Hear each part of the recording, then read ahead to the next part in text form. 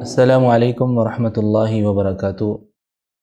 M a media سے آپ کو خوش آمدید کہتے ہیں۔ میں ہوں آپ کا ہوسٹ محمد ابوبکر صدیق۔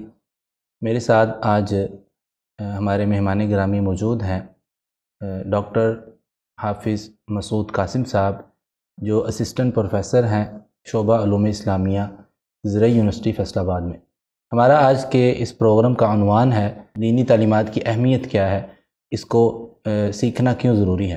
تو آئیے ڈاکٹر صاحب سے اس کے بارے میں معلوم کرتے ہیں۔ السلام علیکم ڈاکٹر صاحب۔ جی وعلیکم السلام۔ ڈاکٹر صاحب، سب سے پہلا میرا یہ سوال ہے کہ دینی تعلیمات حاصل کرنا یہ کیوں ضروری ہے اور اس کی اہمیت کیا ہے؟ جی شکریہ۔ بسم اللہ الرحمن الرحیم۔ قرآن کریم میں اللہ رب العالمین نے نبی کریم صلی اللہ علیہ وسلم پر پہلی وحی جو نازل کی ہے اس کا تذکرہ موجود ہے، اور سورہ علق کی ابتدائی آیات 5 آیات پہلی وحی میں نازل ہوئی۔ اس وحی کا آغاز اللہ رب العالمین نے لفظ اقرا سے کیا ہے، تو گویا ہماری اس شریعت محمدی صلی اللہ علیہ وآلہ وسلم کی وحی الہی کا آغاز بھی پڑھنے سے، علم سے، تعلیم سے ہی ہوا ہے۔ جی۔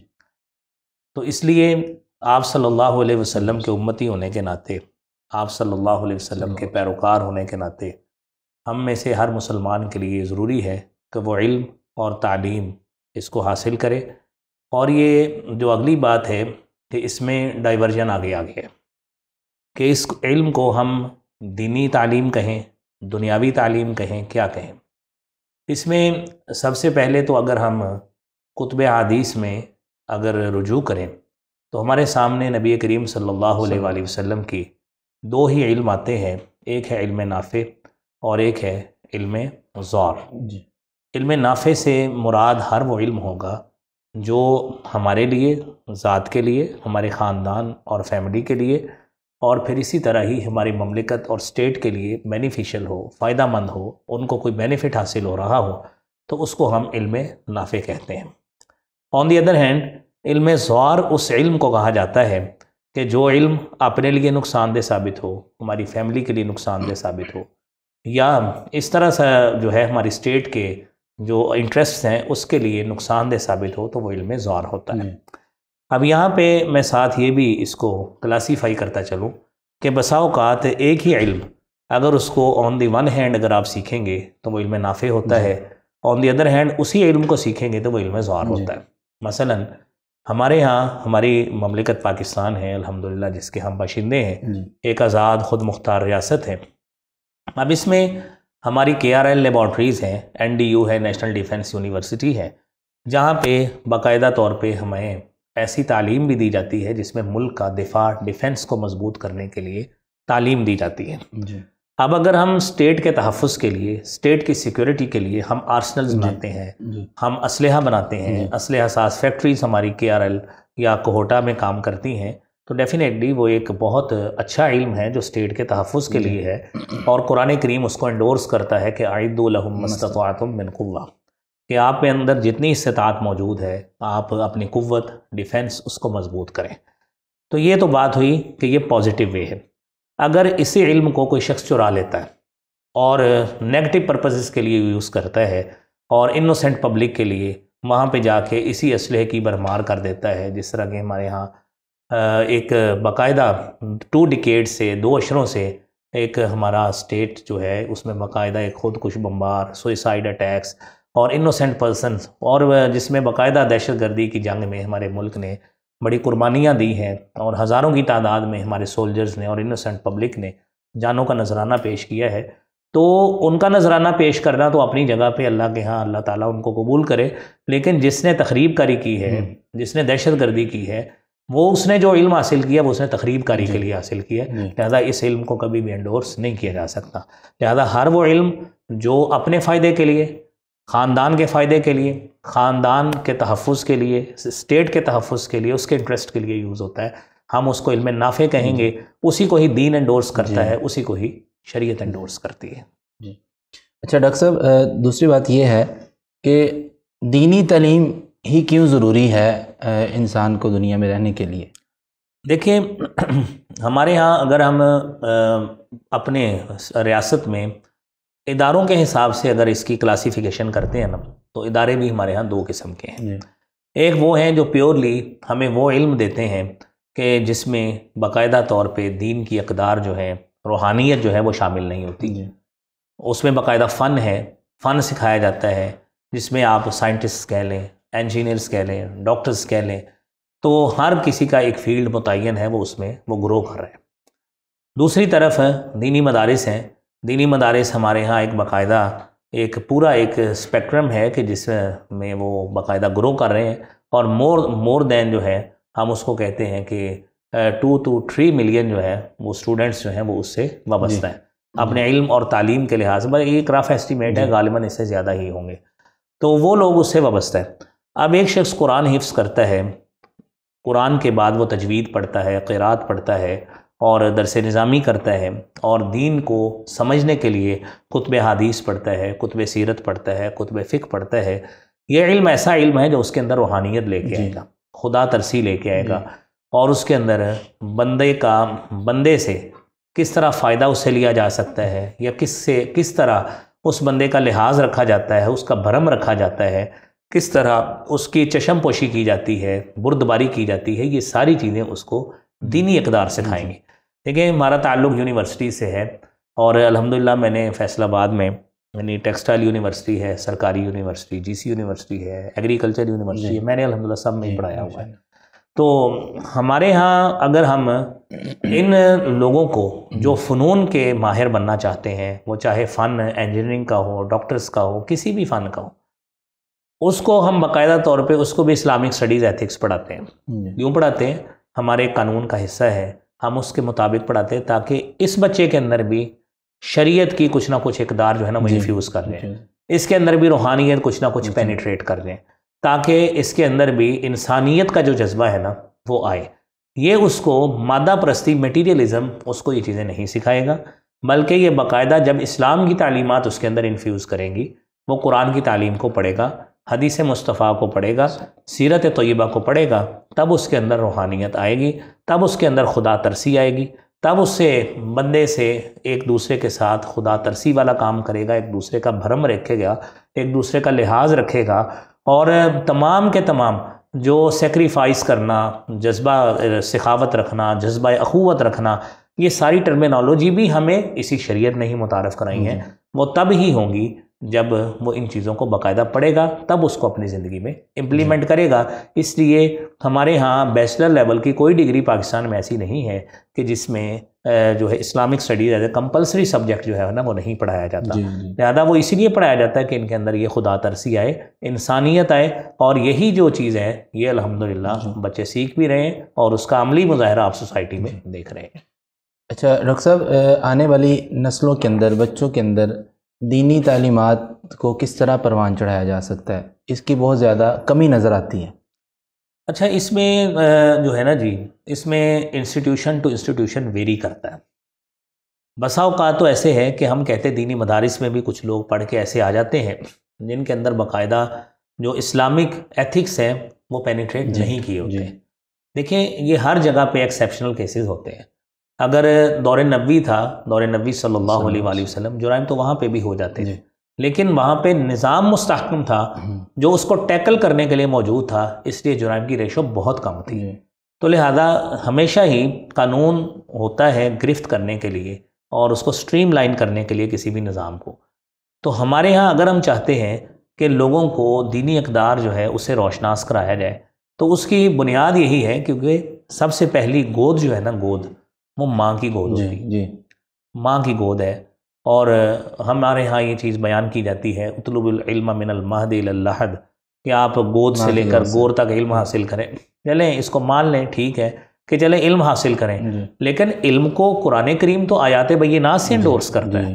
قرآن کریم کہتا ہے قل هل یستوی الذین یعلمون والذین لا یعلمون، کہ نبی صلی اللہ علیہ وسلم آپ ان لوگوں سے کہیے، پوچھئے کہ کیا اہل علم اور جاہل جو اگنورینٹ پرسنز ہیں کیا وہ ایکول ہیں؟ ڈیفینیٹلی ناٹ ایٹ آل، وہ ایکول نہیں ہو سکتے۔ اور قرآن نے یہ بھی کہا یرفع اللہ الذین آمنوا منکم والذین اوتوا العلم درجات، اہل علم کے درجات کو اللہ رب العالمین بلند کرتے ہیں۔ گویا علم جو ہے یہی انسان کو اوپر لے کے جاتا ہے، اس میں کوئی شک ہی نہیں ہے۔ من سلک طریقا یلتمس فیہ علما سہل اللہ بہ طریقا الی الجنہ، جو شخص علم کے راستے پہ چلتا ہے، علم سیکھتا ہے، علم سیکھنے کی ڈگر پہ چلتا ہے، اللہ تعالیٰ اس علم کے سیکھنے کی کاوش کی وجہ سے اس کے لیے جنت کا راستہ آسان کر دیتے ہیں۔ یہ ماں کی گود سے اس کو بچے کو سکھایا جائے۔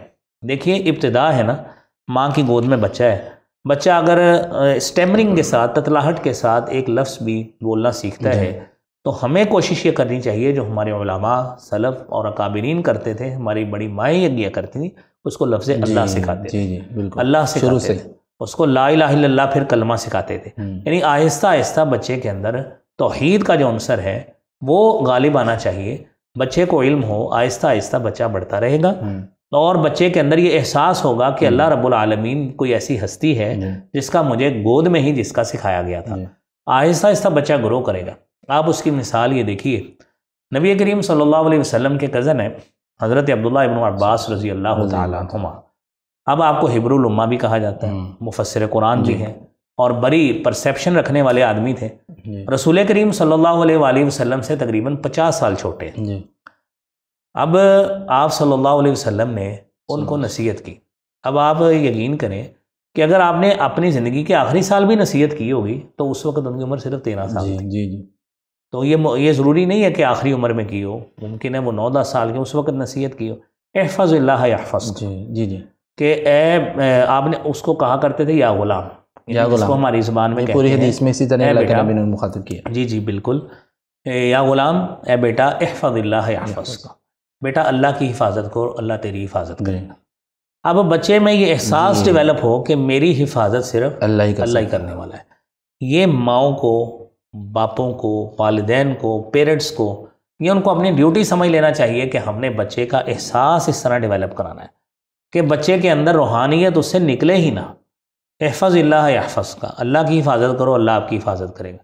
اب اللہ کی حفاظت کیسے ہوتی ہے کہ اس کے احکامات کو مانا جاتا ہے۔ اللہ تعالیٰ جوابی طور پہ بندے کی فزیکلی بھی اور روحانی اعتبار سے بھی اس کی حفاظت کرتے ہیں کہ بندہ غلط راستے پہ نہیں چلتا۔ اور پھر فرمایا احفظ اللہ تجدہ تجاہک، کہ تو اللہ کی حفاظت کر تو اللہ کو اپنے سامنے پائے گا۔ وہ حدیث میں آتا ہے نا کہ بندہ جب جو ہے وہ اتنا قریب ہو جاتا ہے، وما یزال یتقرب الی عبدی بالنوافل حتی احبہ فاذا احببتہ، جب میں اسے محبت کرتا ہوں تو میں اس کے کان بن جاتا ہوں جس سے وہ سنتا ہے، اس کے ہاتھ بن جاتا ہوں جس سے وہ چھوتا ہے۔ تو وہ اللہ تعالیٰ فزیکلی نہیں بنتے، اللہ کی مدد شامل حال ہو جاتی۔ تو یہ ہے وہ جس کو ہم نے سکھانا ہے۔ بچے کو ابتدا میں ہی ماں سکھائے، باپ سکھائے، بچہ 4-5 سال کا جب سکول جائے اس کو یہ احساس ہو کہ میں نے ہر چیز جو ہے نا یہ دینے والا بھی، عطا کرنے والا بھی اللہ رب العالمین کی ذات ہے۔ بچہ 7 سال کا ہو، بچے کو نماز پڑھائی جائے جس طرح حدیث میں آتا ہے۔ اب باتیں تو وہی ہیں جو ہمارے سامعین و ناظرین نے آلریڈی اس کو مختلف علماء سے، اہل علم سے سنا بھی ہے، لیکن اس کو پریکٹیکلی امپلیمنٹ کرنے کی ضرورت ہے۔ 7 سال کا بچہ اس کو نماز پہ لگایا جائے، اور اگر گھر میں یہ اسی وقت ہی کلچر عام ہوگا جب ماں نماز پڑھتی ہوگی، جب باپ نماز پڑھتا ہوگا۔ اور آپ یہ ہمارے معاشرے میں ایک پڑھا لکھا ایک کلچر موجود ہے جو اس بات کی عکاسی کرتا ہے کہ بچے کی سائیکی مینٹلی اتنی ڈیولپ ہو جاتی ہے کہ ماں نماز پڑھ رہی ہے نا، بچہ خود بخود 3-4 سال کے بھی ہیں، ان سے صحیح پوزیشن پوسچر بھی نہیں بنتا رکوع کا، یہ سجدے کا، لیکن وہ ساتھ اسی طرح کچھ نہ کچھ کرنے لگ جاتے ہیں۔ یہ وہ روحانیت کا جذبہ ہے جو گھر سے وہ سیکھے گا، تعلیمی ادارے میں جائے گا۔ تعلیمی اداروں کو چاہیے، آپ دیکھیں نا آج کل مثلا 2 بجے اسکولوں کو چھٹی ہو رہی ہے، نماز کا وقفہ نہیں ہے بالکل۔ اب یہ اسلامی جمہوریہ پاکستان ہے، democratic Islamic republic of Pakistan ہے، لیکن اس میں نماز کا وقفہ نہیں ہے۔ نماز کا وقفہ دینا چاہیے۔ یونیورسٹیز میں 1 گھنٹے کی بریک ہمارے ہاں بھی ہوتی ہے، 1 سے 2، اس میں نماز بھی آتی ہے، لنچ بھی آ جاتا ہے، لیکن سکولز میں آج کل مثلا دن چھوٹے ہیں، تو دن چھوٹوں میں بچوں کو نماز کا وقفہ دیا جائے، بچے نماز پڑھیں، ان کو احساس ہو کہ زندگی میں ہمارا مقصد جو ہے وہ صرف ہے یہ ABC اور A+B ہول اسکیئر جو ہے نا یہی پڑھنا نہیں ہے، یہ میتھس، اسٹیٹ اور یہ انگلش، بایو، کیم یہی پڑھنا مقصد نہیں ہے۔ اصل ہماری زندگی کا مقصد عبادت ہے، جہاں پہ ہم نے یہ پڑھ کر مخلوق خدا کی خدمت کر کے عبادت حاصل کرنی ہے، وہ بعد میں وقت آنا ہے۔ ابھی وہ وقت ہے جب ہم نے فزیکلی اپنے آپ کو اس بات پہ لگانا ہے کہ اللہ کی عبادت کرنی ہے۔ تو بچے کے اندر یہ کلچر جائے گا، سکول اپنے طور پہ کردار ادا کرے، گھر اپنے طور پہ کردار ادا کرے، اور بچے مسجد میں جا کے بقیہ نمازیں ادا کریں تو انشاءاللہ یہ دینی تعلیم آہستہ آہستہ ان کے اندر پینیٹریٹ کرے گی۔ جی ٹھیک ہے۔ اچھا ڈاکٹر صاحب، دینی تعلیم سے دوری کے اسباب کیا ہیں؟ ہمارا معاشرہ دین سے بہت دور ہوتا جا رہا ہے، آنے والے حالات میں لوگ دین کو ناپسندیدہ سمجھنے لگ گئے ہیں، اس کی کیا وجوہات ہیں؟ اصل میں اس میں ہم کہتے ہیں کہ اس میں ایک تو فیکٹر یہ ہے جو گلوبلائزیشن کی وجہ سے ہوا ہے، دوسرا ہمارا میڈیا، تیسرا ہم والدین، 2-3 باتیں جہاں پہ یعنی گلوبل کلچر کی وجہ سے ہوا کہ یعنی ایک شخص جس نے کا پوسچر ایک شرعی ہے، داڑھی اس نے رکھی ہے، ٹوپی پہنی ہے، امامہ پہنا ہے اور وہ پینٹ کوٹ نہیں پہنا، شلوار قمیص پہنا ہے، تو جب وہ دوسرے فورن کنٹریز میں ایئرپورٹس پہ جاتے ہیں وہ اس کو سسپیشن سمجھتے ہیں، سسپیکٹ سا، مشکوک سا سمجھتے ہیں۔ لوگوں میں آہستہ آہستہ وہ پھر دوری آنا شروع ہو گئی کہ یار یہ تو لوگ جو ہے نا اچھا نہیں سمجھتے، لہذا تھوڑا تھوڑا دین سے وہ دور ہونا شروع ہو گئے۔ ایک یہ بات ہوئی۔ دوسرا یہ کہ ہمارے کلچر میں میڈیا کی بڑی پینیٹریشن ہے۔ میڈیا کے اندر آپ کئی ڈرامہ ایسے ہیں جس میں بت رکھے ہوئے ہیں، وہ کلچر پروموٹ ہو رہا ہے۔ بالکل۔ آپ آج بھی کسی بھی انڈین مووی کو، کسی بھی پنجابی مووی کو، کسی بھی مووی کو آپ اس کی کوئی چیز دیکھیں، اس کا کوئی کلپ بھی دیکھیں تو اس میں وہ اپنے کلچر کو کہیں نہ کہیں ضرور ہوتا ہے۔ ہمارے ہاں کسی بھی ڈرامے میں مسجد نہیں ہے۔ جی بالکل۔ ہمارے ہاں کسی ڈرامے میں بچے کو، بچی کو، کسی کریکٹر کو نماز پڑھتے، اللہ سے دعا کرتے نہیں دکھایا جاتا، ٹھیک ہے۔ ہمارے ہاں جو چیز ہونی چاہیے کہ عالم دین کی ایک وقعت، ایک قدر ہونی چاہیے، میڈیا اس کو اس طرح پروموٹ نہیں کرتا، جس کا لازمی اس کو بلکہ نیگیٹیولی دکھایا جاتا ہے۔ اللہ رحم کرے، دیکھیں جرائم ساری جگہ پہ ہوتے ہیں، اللہ تعالیٰ ہماری اسٹیٹ کو بھی محفوظ رکھے۔ اس میں دیکھیں اگر کسی یونیورسٹی میں اڈلٹری کا کیس ہو جاتا ہے تو وہ یونیورسٹی کی تعلیم نہیں ہے، تو اگر خدا نہ خواستہ کوئی قتل بھی ہو جائے تو یونیورسٹی کی تو یا کالج کی وہ تعلیم نہیں ہوتی، لیکن اس کی بنا پہ نہ یونیورسٹی بدنام ہوتی ہے، نہ کالج بدنام ہوتا ہے، وہ انڈیویجول پرسن بدنام ہوتا ہے۔ یہی جرم اگر کسی مدرسے میں ہو جائے، کسی مسجد میں ہو جائے تو سارا مسجد اور مدرسے کا کلچر جو ہے وہ دینی طبقے کو برا کہا جاتا ہے۔ حالانکہ دینی طبقہ وہ ہے، دینی طبقے نے سزا بتائی، قرآن نے ہی اس جرم کی سزا بتائی، حدود قرآن نے بتائی ہے۔ اسی قرآن کو پھیلانے والوں کو ہم تانوں کا ذریعہ بناتے ہیں، یہ جرم سارا ان کے اوپر جو ہے نا وہ ڈالنے کی کوشش کرتے ہیں، ان کی یہ تعلیم نہیں ہوتی۔ یہ وہ یہ فیکٹر ہیں جس وجہ سے لوگوں میں دینی تعلیم حاصل کرنا، اس کا ذوق جو ہے وہ آہستہ آہستہ کم ہونا شروع ہوا، کیونکہ اس کو آگے وہ پروٹوکول نہیں ملتا۔ دیکھیں آپ کسی بینک میں چلے جائیں، وہاں پہ کئی جگہ ہمیں بھی دیکھنے میں محسوس ہوا کہ آپ کو بھی محسوس آپ نے کیا ہوگا کہ لوگ انگریزی سیکھنے کی اور ٹوٹے پھوٹے سینٹینس جو ہے نا وہ بولنے کی کوشش کرتے ہیں۔ اچھا تو وہاں پہ آپ اردو میں بات کر لیں تو کیا ہوتا ہے، تو اردو میں کر لیں، پنجابی میں کر لیں، ٹھیک ہے، ہم اردو میں زیادہ سویلائزڈ یا شائستہ مزاج بننے کی کوشش کرتے ہیں۔ تو یہ چیزیں وہ ہیں کہ ہمارے ہاں دین کا حوالہ دینا، دینی اقدار کا حوالہ دینا وہ ایک قسم کا نا جرم سا بن گیا۔ تو جب اس کو پروموٹ ہی نہیں میڈیا کرتا، یعنی آپ دیکھیں ٹاک شو سیاسی دیکھ لیں، جب کسی اینکر کو غصہ چڑھتا ہے، جب کسی کریکٹر کو، پولیٹیشین کو غصہ، وہ انگریزی بولنی شروع کر دیتا ہے، تو نہ چاہے پتہ نہیں اس کو خود بھی سمجھ لگتی ہے یا نہیں لگتی، کسی کو جھڑکیاں مار دی ہو تو انگریزی بولنی شروع کر دیتے ہیں۔ تو یہ کلچر جب ہم نے خود اس کو پروموٹ کیا ہے تو لوگ دین کی طرف نہیں آتے، وہ کہتے ہیں یہی زبان سیکھیں، حالانکہ دین اس زبان میں بھی موجود ہے۔ لیکن دیکھیں نا قرآن کریم کی بھی انگریزی ورژن موجود ہے، انگریزی ٹرانسلیشن موجود ہے، حدیث کی موجود ہے، لیکن اس کے باوجود لوگ جو ہے نا وہ اس کو سیکھنے کی طرف نہیں جاتے، وہ کہتے ہیں یہی لینگویج سیکھ لیں، معاشرے میں اسی کا ہی بھرم ہے، اسی کا ہی سارا کچھ ہے۔ تو یہ بات ہے بنیادی وجہ، جو 2-3 فیکٹر ہیں کہ جب تک یہ ساری طرف سے باقاعدہ طور پہ اس چیز کو پروٹوکول نہیں نہ ملے گا کہ ایک شخص دائیں ہاتھ سے پانی پی رہا ہے، ٹھیک ہے، انگلیاں چاٹ رہا ہے، ہماری شریعت کی اقدار ہے، تو ہوٹل میں 5 اسٹار میں بیٹھا ہو لوگ اس کو جو ہے نا غریب سی نظرے سے دیکھیں گے، یار یہ انگلیاں چاٹ رہا ہے، کیا کام کر رہا ہے، یہ بھائی کیا کر رہا ہے، حالانکہ ٹیشوز موجود ہیں، حالانکہ یہ سنت رسول صلی اللہ علیہ وسلم ہے۔ یہاں پہ وہ پلے کارڈ لکھا ہونا چاہیے، جس طرح لکھا ہوتا ہے نا کھانا ضائع نہیں کرنا، تو وہ آپ نے اپنی طرف سے لکھا ہے، اس کو شریعت سمجھ کے آگے حدیث نبوی لکھ دیتے کہ کلو واشربوا ولا تسرفوا، آیت قرآنی لکھ دیتے، تو اس کا آپ کو لکھنے کا بھی ثواب ہوتا، دینی پیغام ہو جاتا، دینی پیغام ہوتا۔ اسی طرح آپ یہ کھانے کے بعد انگلیاں چاٹنے کے لیے حدیث ڈسپلے کر دیں، اسکرین پہ جہاں پہ مووی جو چلتی رہتی ہے کوئی یعنی سائلنٹ مووی سائلنٹ میوزک چلتا رہتا ہے، وہاں پہ آپ یہ چیزیں چلائیں، یہ ایتھکس چلائیں جو مورل ایتھکس اللہ کے رسول صلی اللہ علیہ وسلم نے بتائے ہیں۔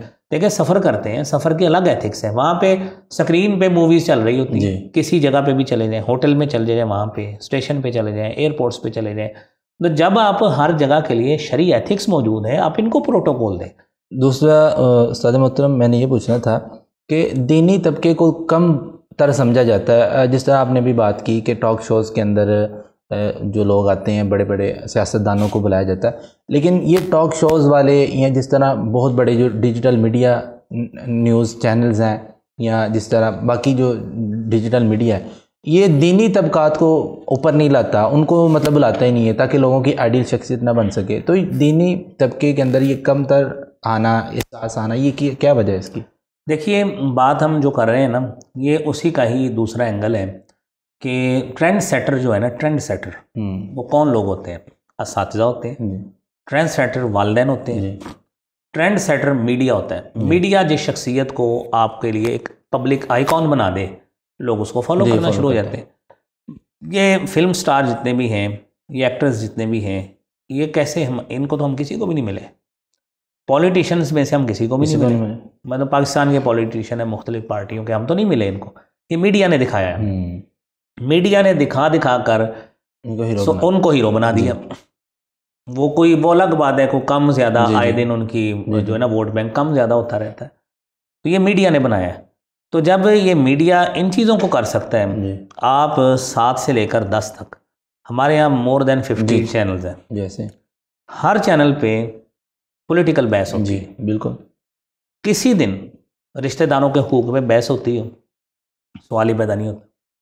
کسی دن آپ ہمسایوں کے حقوق پہ بحث کریں، سوال ہی پیدا نہیں ہوتا، نہیں کریں گے، نہیں کرتے۔ کسی دن یعنی آپ کوئی بھی اساتذہ کے حقوق پہ، والدین کے حقوق، کوئی بھی دینی ٹاپک پہ باتیں نہیں ہوتی۔ تو جب میڈیا جو ہے وہ ان چیزوں کو دکھائے گا ہی نہیں اور ان چیزوں کو پروموٹ نہیں کرے گا، لوگوں میں ایتھکس، موریلٹیز، اخلاقیات، یہ شعور کیسے آئے گا؟ مسجد میں کتنے % لوگ جاتے ہیں؟ مسجد میں لوگ جائیں گے تو وہاں سے سیکھیں گے، مسجد میں نہیں لوگ جاتے، یعنی ہماری ریشو جو ہے وہ more than 95% مسجد میں نہیں جاتے۔ نہیں، اب میڈیا بھی ان چیزوں کو نہیں دکھاتا، سیکھیں گے کیسے؟ لوگ تو دنیاوی جو ڈگریز ہیں یونیورسٹیز کی، کالجز کی، ان کو اچیو کرنے کے لیے دن رات ایک کر رہے ہیں، ان چیزوں کو ایکوائر کرنے کے لیے، یہ ٹارگٹ اچیو کرنے کے لیے کہ میرا ہمسایہ مجھ سے راضی ہو جائے، میرا رشتہ دار مجھ سے خوش ہو جائے، میرے والدین مجھ سے راضی ہو جائیں، جس طرح حدیث میں آتا ہے رضا ربی فی رضا الوالد و سخط ربی فی سخط الوالد، کہ اللہ کی رضا چاہیے، والد کو راضی کر لو، اگر والد کو ناراض کر لیا اللہ بھی ناراض ہو جائے گا۔ یہ باتیں ہمارا میڈیا دکھائے، لوگوں کا ذہن بنے کہ احادیث ہیں یہ ساری باتوں۔ ہم جو کہتے ہیں کہ یہ جی آپ سے والدین آپ کے بڑے ہیں، ان کے آگے نہیں بولتے، ان کو بتائیں اللہ کے نبی صلی اللہ علیہ وسلم کی حدیث مبارک ہے، قرآن کریم کا رکوع اس پہ موجود ہے، سورہ بنی اسرائیل کا۔ جب یہ ایتھکس لوگوں میں میڈیا سکھائے گا تو ان کے جو پبلک فگر ہیں، جو آئیکونک پرسنالٹیز ہوں گی، وہ یہ لوگ نہیں ہوں گے، پھر ان کے لیے جناب رسول اقدس صلی اللہ علیہ وآلہ وسلم ہوں گے، ان کی تعلیمات ہوں گی، یہی سیکھیں گے، یہی اسی میں ہی نجات ہوگی، یہی دین ہے، یہی شریعت ہے۔ جی، تو ناظرین کرام، ہمارا یہ بڑا اچھا سیشن رہا ہے، تو دینی حوالے سے دینی تعلیمات کو حاصل کرنا چاہیے، اور اس میں یہ ضروری نہیں ہے کہ صرف آپ دینی تعلیمات ہی حاصل کریں، بلکہ ڈاکٹر صاحب نے جس طرح فرمایا کہ اگر کوئی دنیاوی طور پر دنیاوی تعلیم حاصل کرتا ہے جس میں دین کا فائدہ ہوتا ہے، تو وہ بھی دینی تعلیمات میں شامل ہو جاتی ہے۔ ہمیں اب تک کے لیے اتنا ہی کافی ہے، اجازت دیجیے، نیکسٹ انشاءاللہ ایپیسوڈ میں آپ کے ساتھ حاضر ہوں گے۔ السلام علیکم ورحمۃ اللہ۔